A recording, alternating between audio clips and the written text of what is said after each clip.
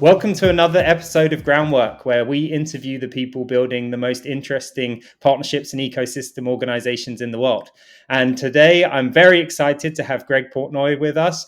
I'm sure that you've heard of Greg before, and he's been putting out some really interesting information and insights recently, but I've known Greg for a long time and know that he's been holding back on us before that too. I'm particularly excited to dig into Greg's entrepreneurial journey and the things that he's working on now. But I'm also excited for everyone to learn a little bit more about Greg's history and how he got to the things that he's working on. So, Greg, welcome to the show. And maybe you could start by telling us a little bit about your journey and how you got to where you are today. Yeah, absolutely. Thank you for having me, Ty. I'm stoked to have this conversation. And, to your point, with all the content I've been finally putting out recently after you and Asher bugged me long enough to do it, I'm excited that it's resonating with folks, and therefore I'm excited to continue having this conversation and just sharing anything I can from my experience that will be helpful. So I'll give a little bit of background. I started my career in management consulting back in 2008, did that for about 5 years.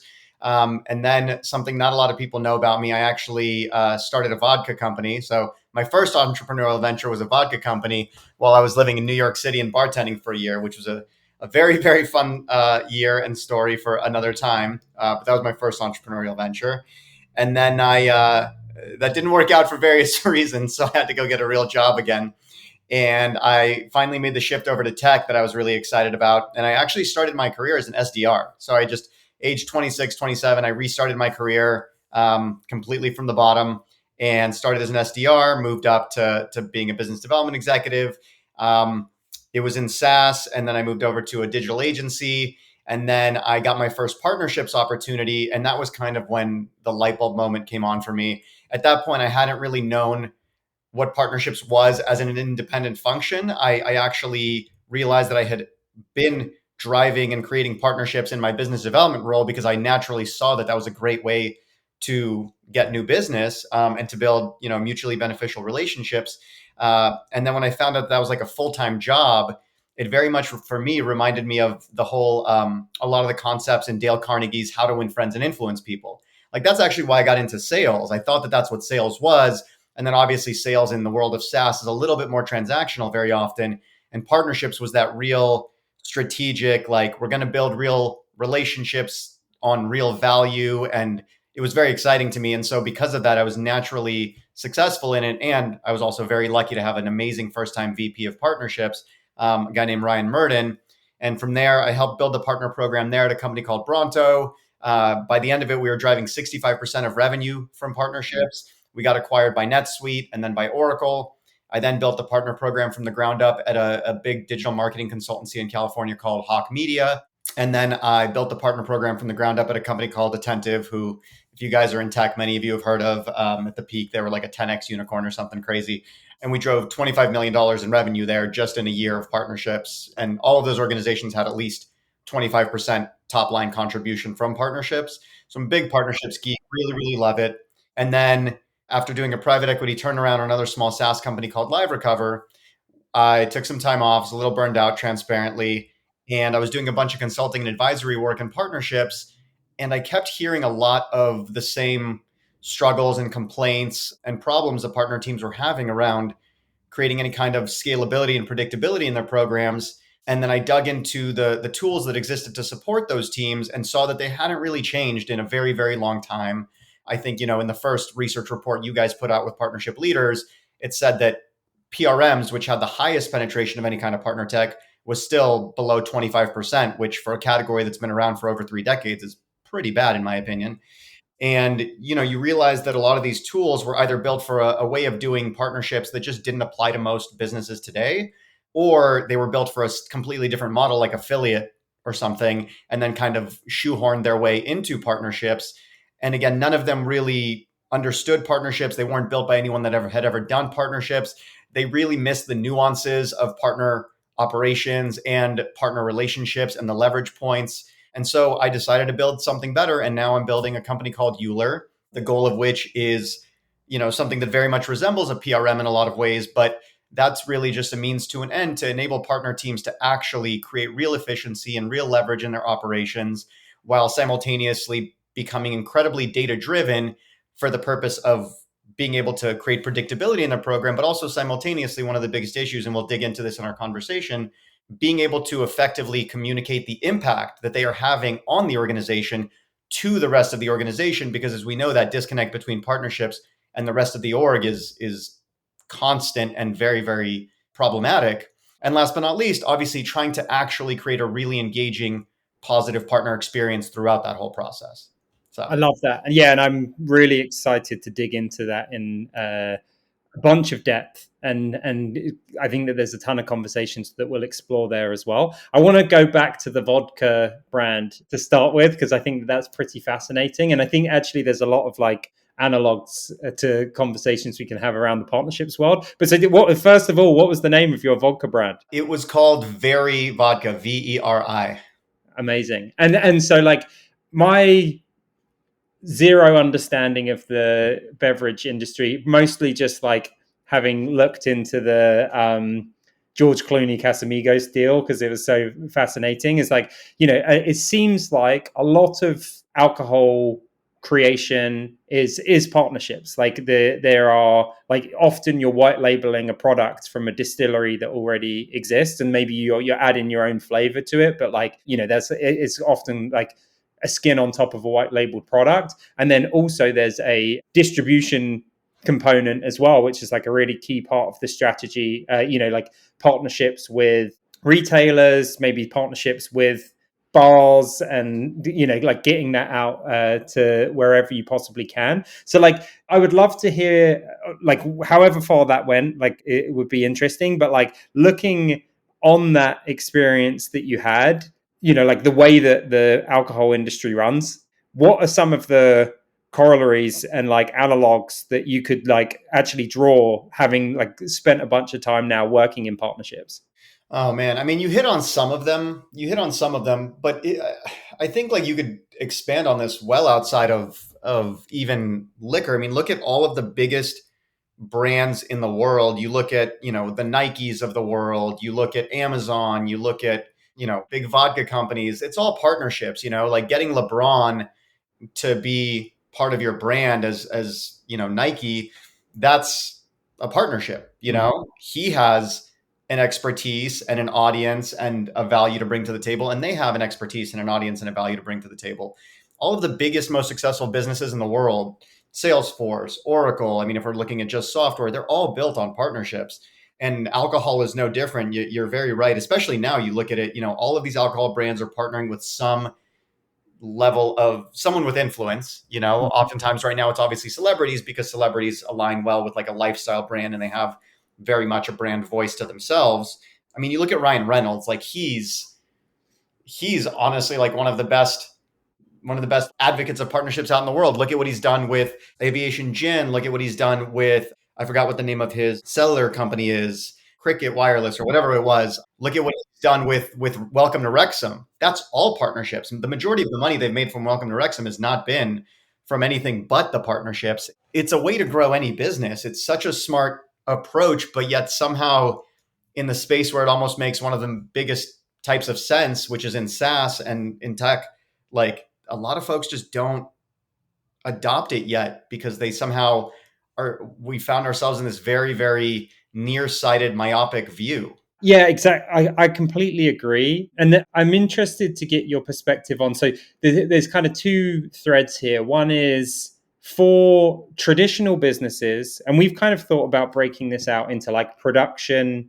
distribution, and consumption as like three core pillars of work that a company does. And like you kind of have sets of partners for each of those. Like if you think about the alcohol industry, maybe it's like the distillery for production, and then for distribution it's retailers, but then consumption maybe it's bars and like even like mixology classes and things like that, right? Also celebrities, and maybe that's distribution, maybe that's consumption. But it feels like at least that because that's just such a logical way of doing business, right? It's basically how business happens, right? Like I worked at American Express for 5 years, and everything that we did was with partners. And so like some of it we called partnerships, and some of it was just like, hey, this is how you launch a card in a new market. It's like you work with a partner bank in that market and like distribute to their customers, right? And like we don't even call that partnerships. We just call that launching in a new market.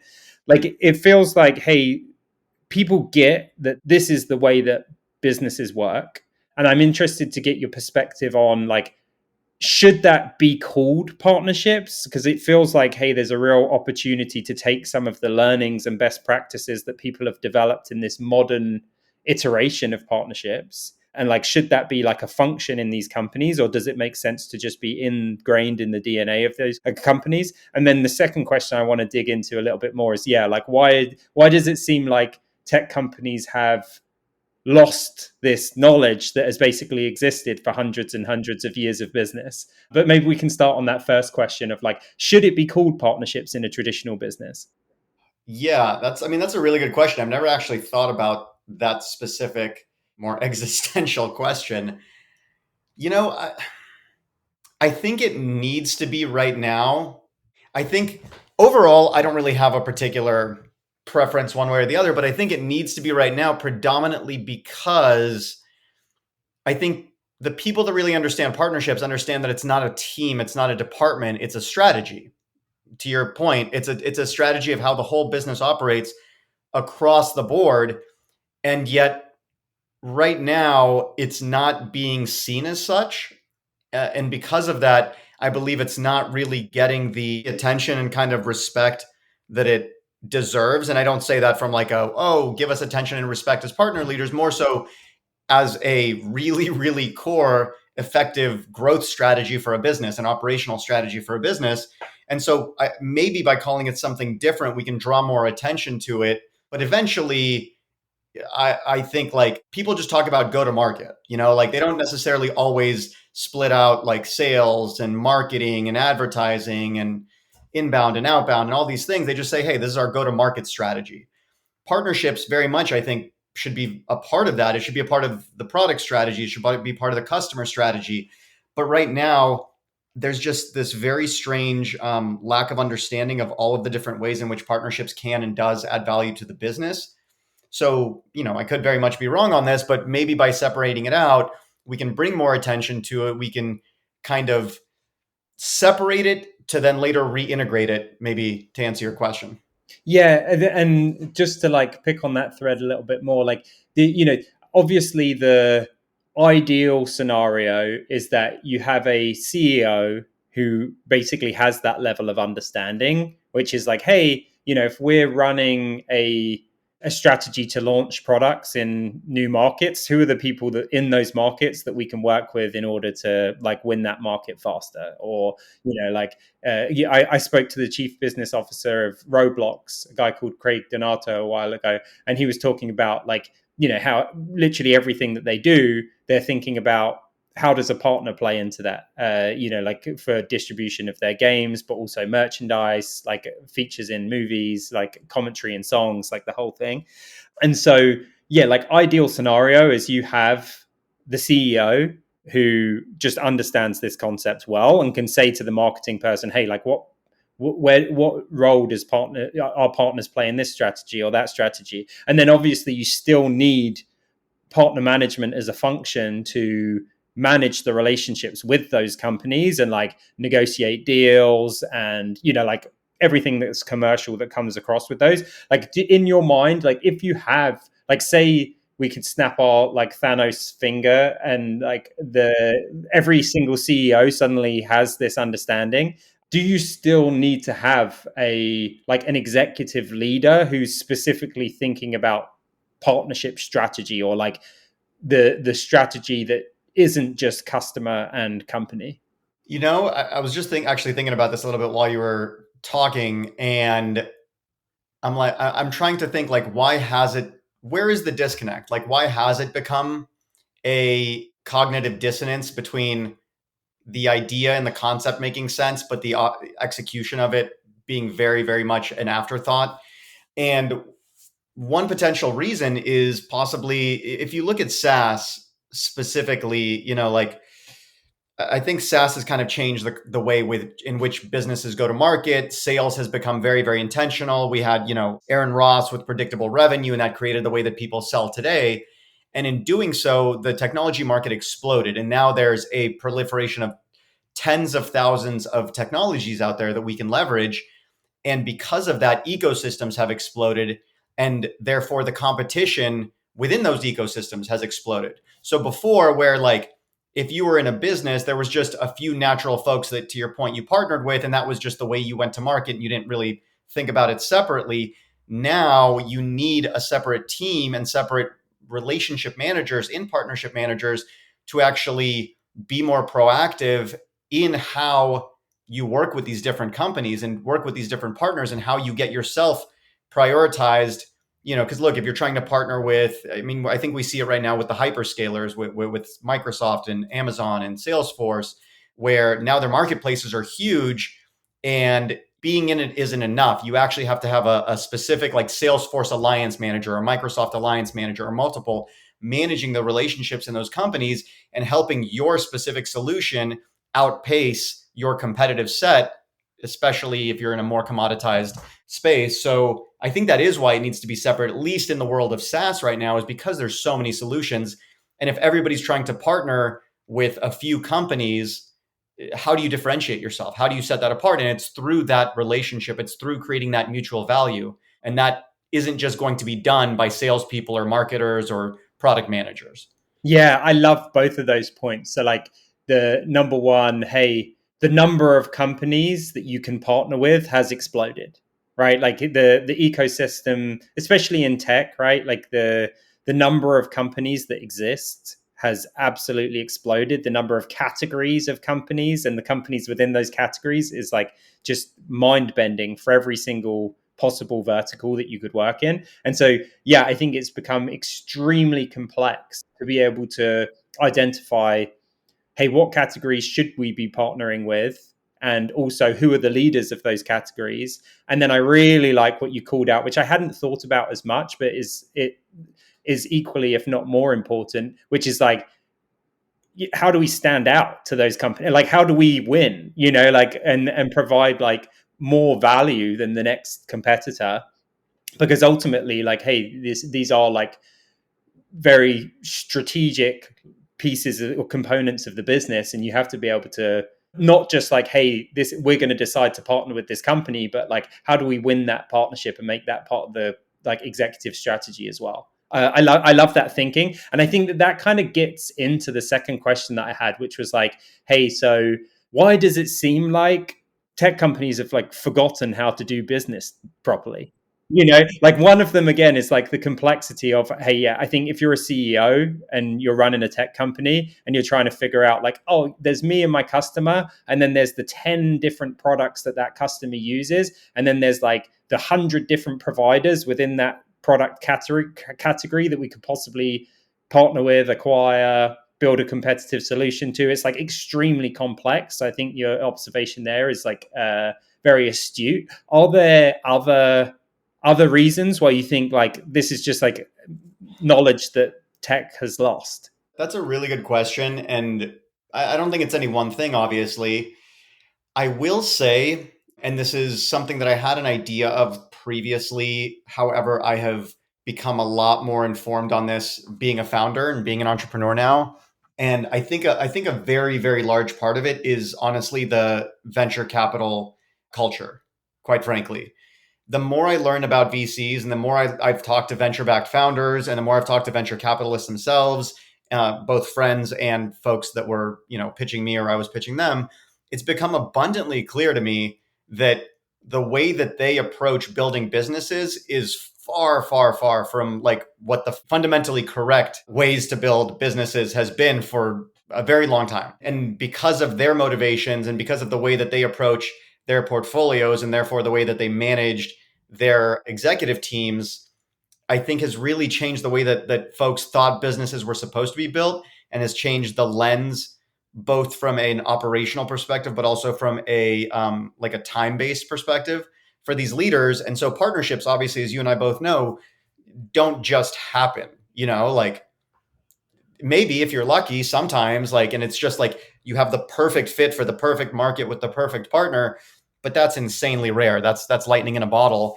And so I think just inability of a lot of executive leaders to have that slightly longer view and to think about like, well, what's going to build a scalable business, what's going to build an efficient business, which is, I've felt bad saying this to some extent because obviously a lot of people have been hurting and struggling in this market the last year and a half. But quite frankly, as somebody that went to school before tech exploded and I studied economics, so my brain is very like efficiency based, and learning about like unit economics wasn't like a concept before. It was just like if you wanted to build a business, you had to think about profitability because otherwise, what are you doing here?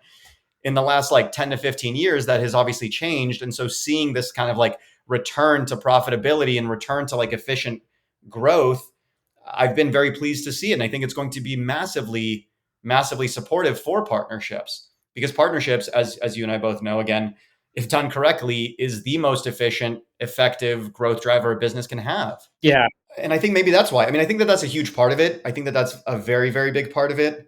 I'd have to think of what the other contributing factors could be. But yeah, honestly, like just the mindset of building businesses since technology took off, I think has just changed dramatically.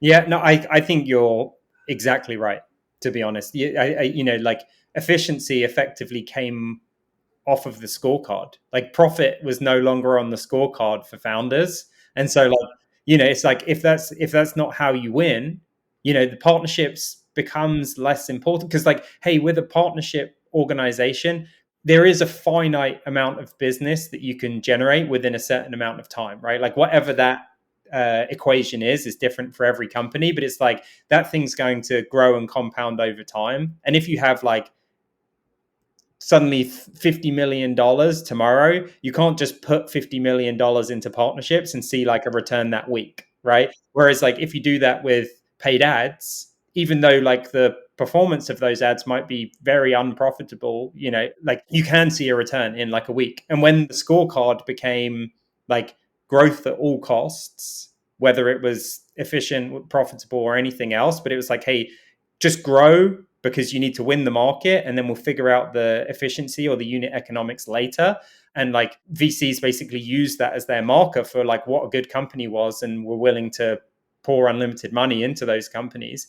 I think I had a look, like $250 billion were invested into companies via VC, I think in 2021, which was like really, really the peak. It's like absolutely insane amounts of money that were funneling into startups. It was basically like unlimited funds to grow. And now suddenly it's like, hey, actually, the companies that are growing and profitable, the most efficient companies are the ones that are seeing the highest valuations. And like, I think we're going to see people get back to, and I think the time frame that you said, like the last 10 to 15 years is like absolutely on the money. It really is just this window of time since like the lower interest rates are post like the last Great Recession period is like really what's like driven this whole thing.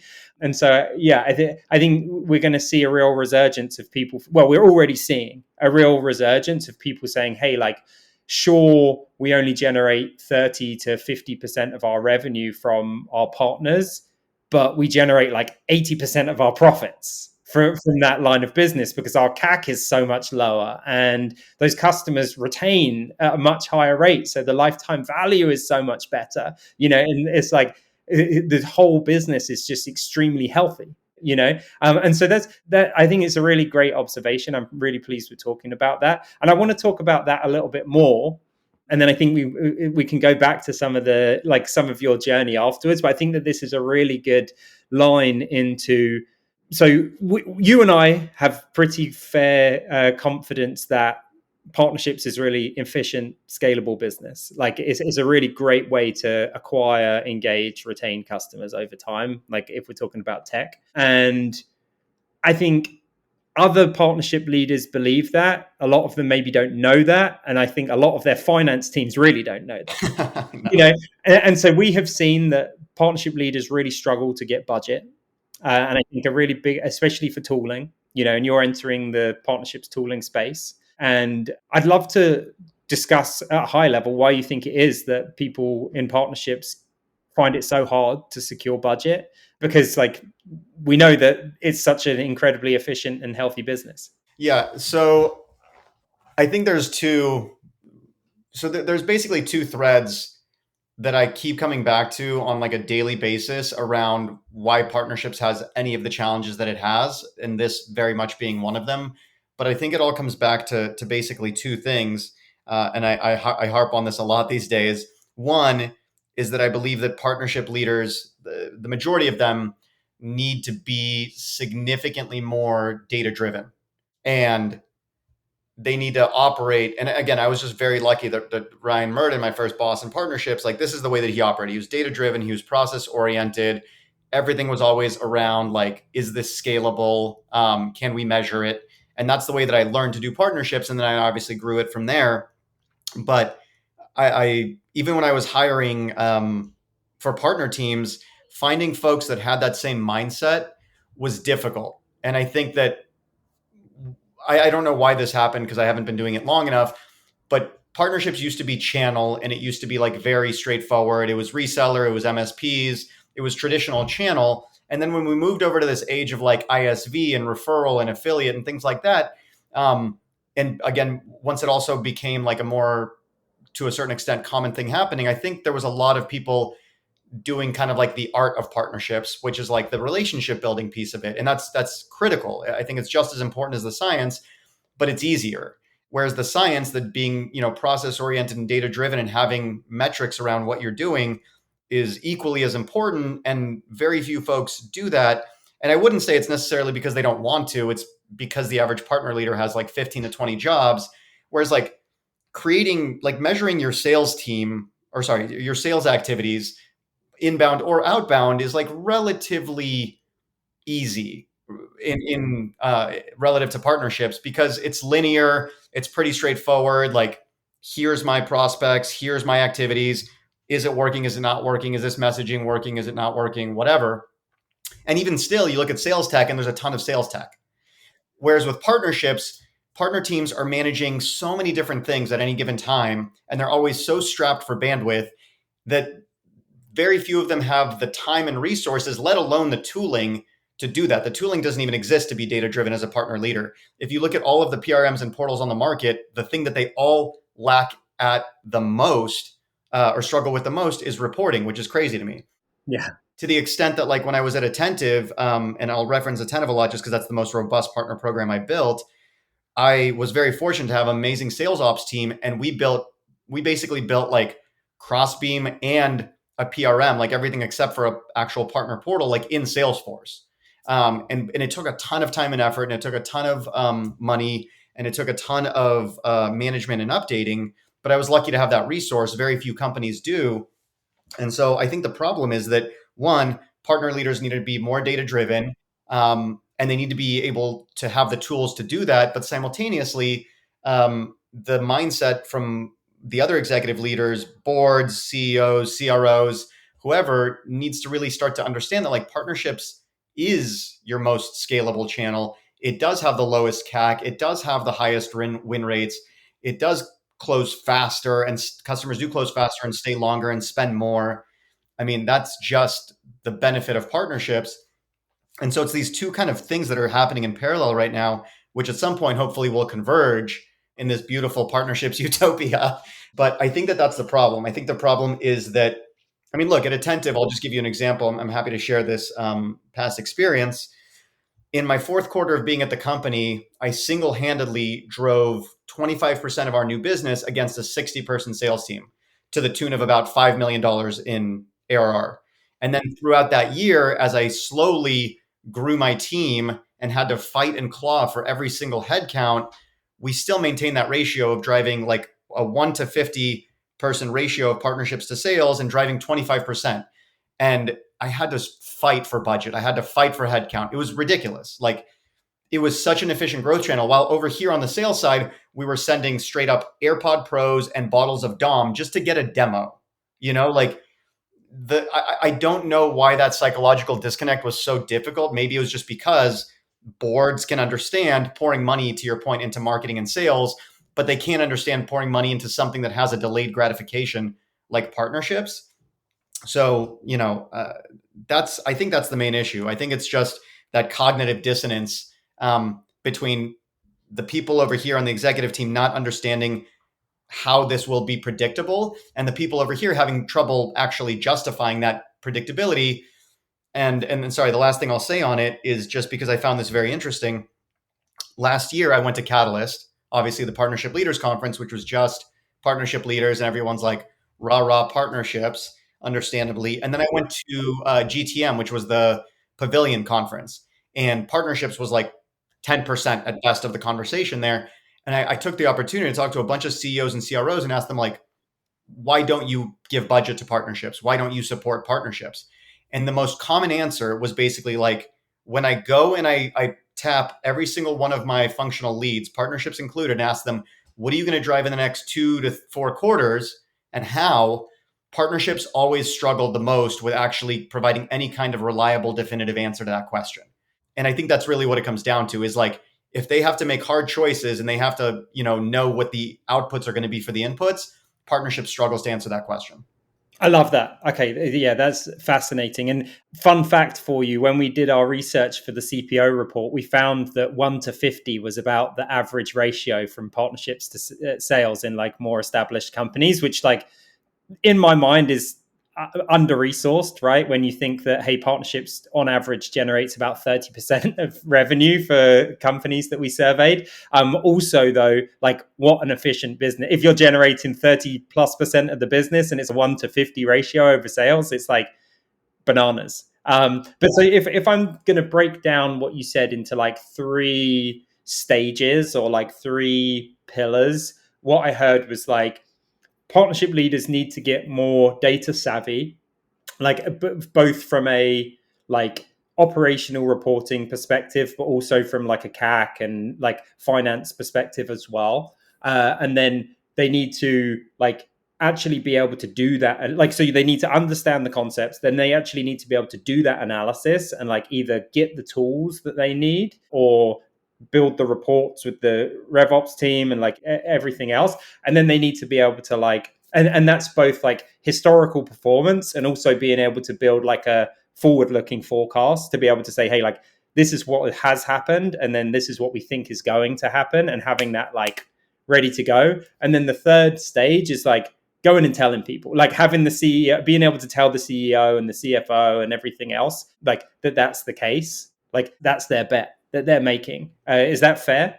Yeah, no, absolutely. Those things all need to happen together because I mean you can't have them without the other. I can very well summarized. I get a little into it. No, no, it's great. It's just like I absolutely love the points you're making here, and I really want to make sure that people take that and adopt it, because I do think like if everyone that's listening to this like goes and spends not even crazy amounts of time, let's say like 5 to 10 hours on each of those steps that you've outlined, that's going to be transformational for their business. It's like, hey, you don't even need to spend a week on it, and that'll probably make your life easier for the next decade. And so I think it's like really, really actionable advice, which I absolutely love. And so like, obviously you're from this space, and obviously you've identified, hey, like there's a disconnect here because there's an extreme amount of value being created, and also at the same time, like a really low adoption level of tools and technology and best practices. And so tell me a little bit more about like what you're doing and why you're building for this space. I'm excited to hear more about EULER and like where the opportunities that you see are, and like almost like your future state of where partnership leaders should be at. Yeah, so I think there's very much a crawl, walk, run that we have to do here from this perspective, and that's because like what we just talked about, like partner leaders being data driven and being able to capture all these different data points and report on it. That's almost the ideal future state. And the problem is right now, like if you said, hey, partner leader, just go do this one more thing, they'd be like, I'm already like underwater with the things I have on my plate, which is why I totally understand why the majority of partner leaders don't do this.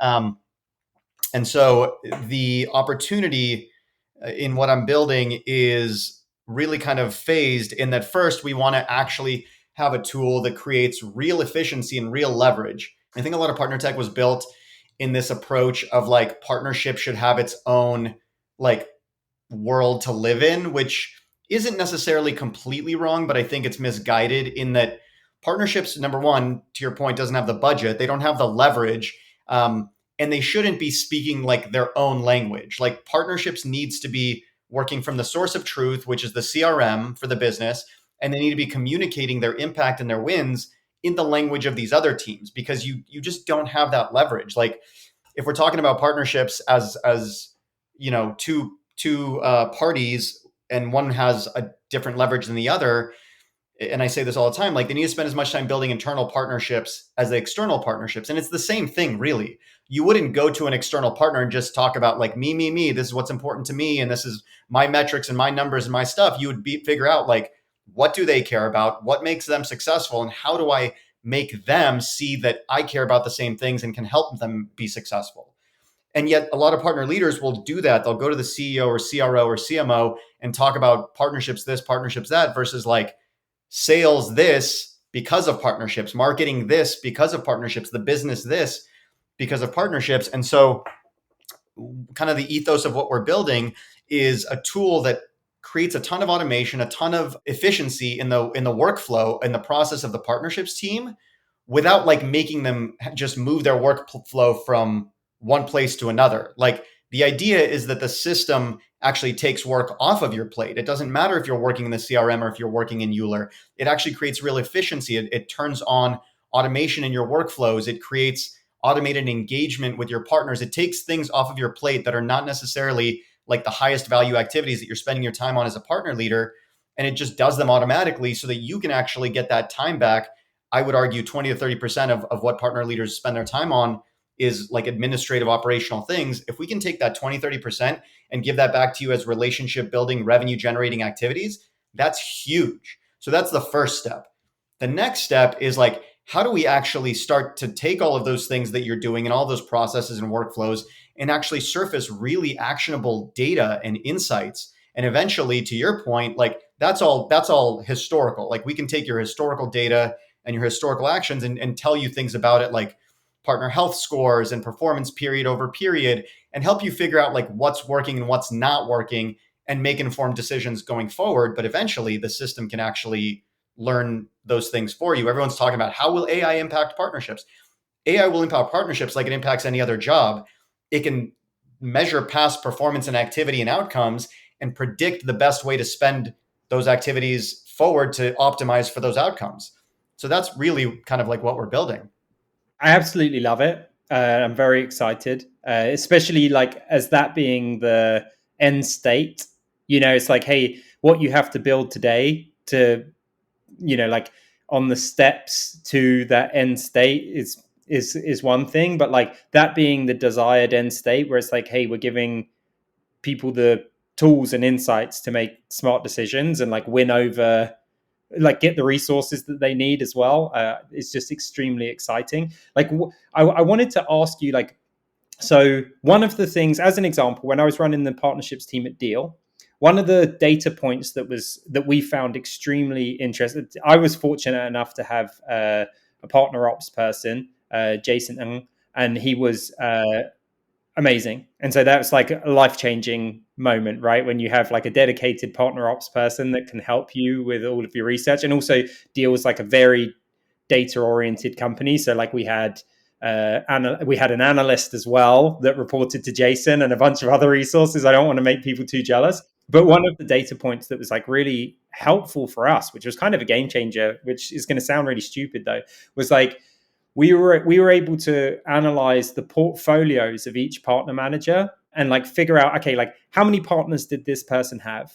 Like what tiers were those partners, like from a priority perspective? Like what was the performance of those partners, like based on their priority, but also like historical performance versus current performance? Basically, like, hey, was a partner manager performing really well because they were really good, or because they had an overweight portfolio?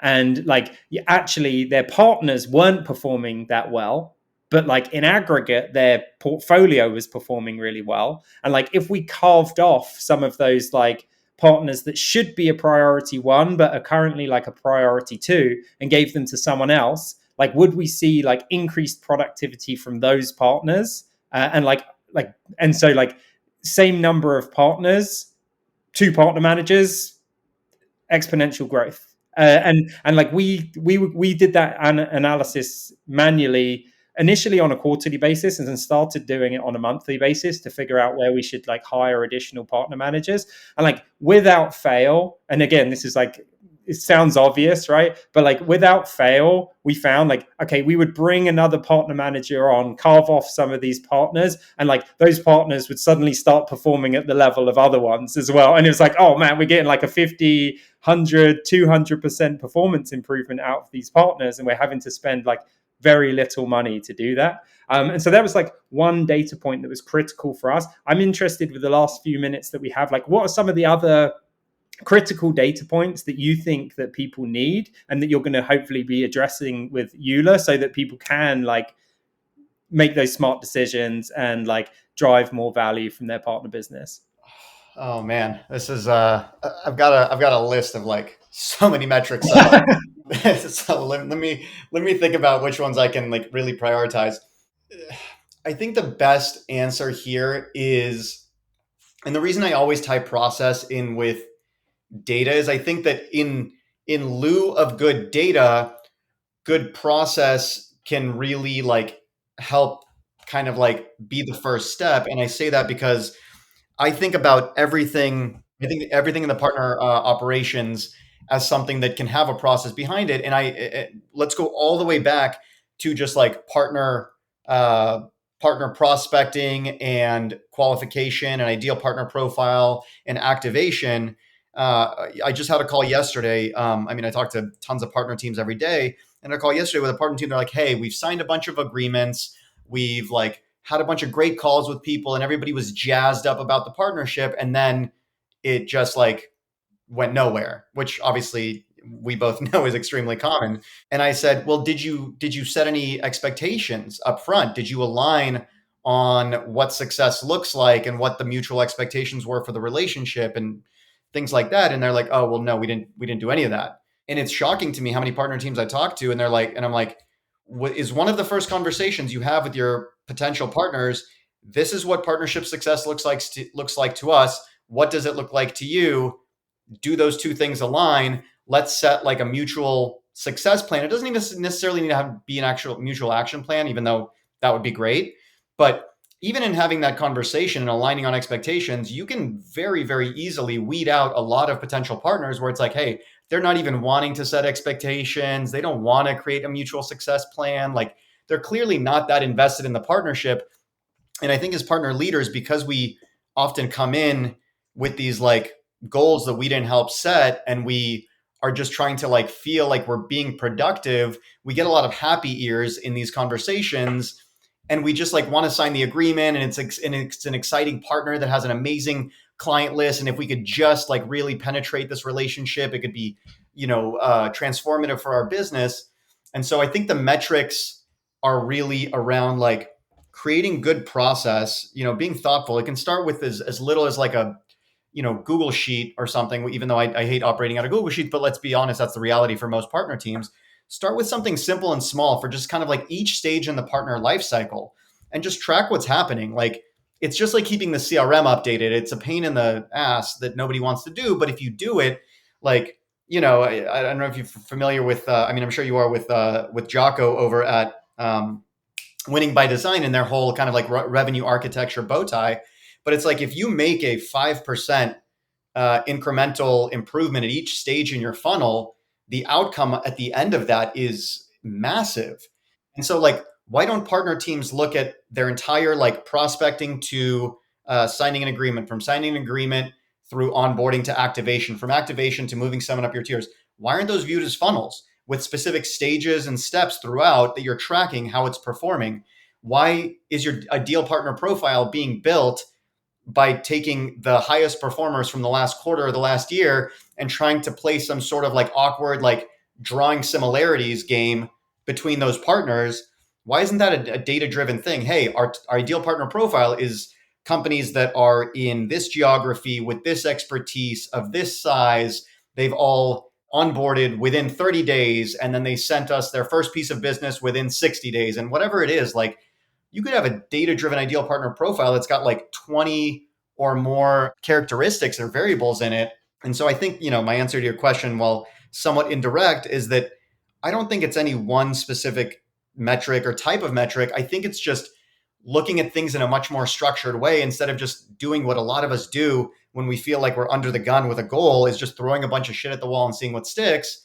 It's like, let's take a step back. Let's take a little bit of time to create some sort of structure or process.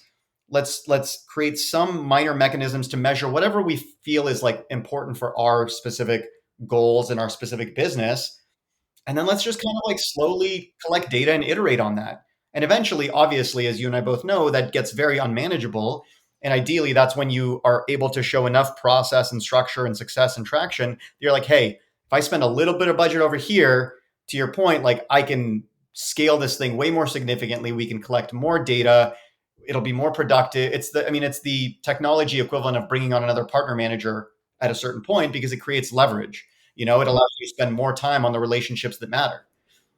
I absolutely love that. Yeah, and it's like it's almost a flywheel where you're going through that stage 1, 2, 3 of like figuring out the metrics. How do you measure them? How do you tell that story to executives? And then like as you're experimenting and learning, you're kind of going through that cycle again. But like as you go, you're improving the data with the tooling and continuing to like reinvest in that funnel and cycle. Well, I'm really extremely excited about what you're doing, and having someone with your level of experience and expertise building in the space is only going to be a great thing for partnerships people. And so thank you for doing a good service, because I know like, sure, everyone's like, oh yeah, like this person's building this company, like blah, blah, blah, capitalism or whatever, but it is a labor of love, right? It's like there is you could go and get a job somewhere and you get paid more money, like that is the honest truth. And so I love what you're doing. Hopefully you're going to build something amazing that people are going to really love, and it's going to enhance the work that people in the industry do. And so I appreciate you and applaud you for doing it.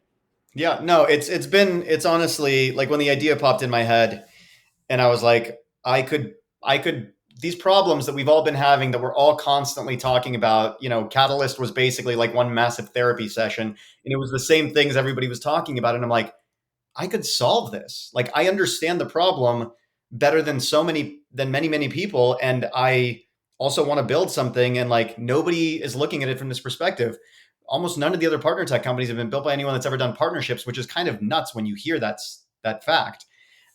So yeah, I'm really excited. I'm really, really passionate about it. Our early customers have been really excited, and it's nice because I get to honestly just talk to people like you every single day and solve problems for partner leaders, and it's extremely rewarding. I never really believed that whole thing. If you do something you love, it doesn't feel like work. It definitely still feels like work. Don't get me wrong. I'd rather be spending time with my son, but I'm actually very much enjoying it, and hearing the excitement that I'm solving real problems for partner teams is honestly extremely fulfilling. Amazing. Awesome. Well, thank you so much for your time, Greg. I really appreciate it. And I can't wait for people to hear this session, because there's some really great actionable stuff that they can go and get better. And I think it would be awesome for us in 6 months' time or something to do another session like this, and we can talk about some of the progress that you've made and some of the learnings you've had on EULER as well. I would love that. I really enjoyed the conversation, Ty. Thanks for having me on, man. Amazing. Thank you.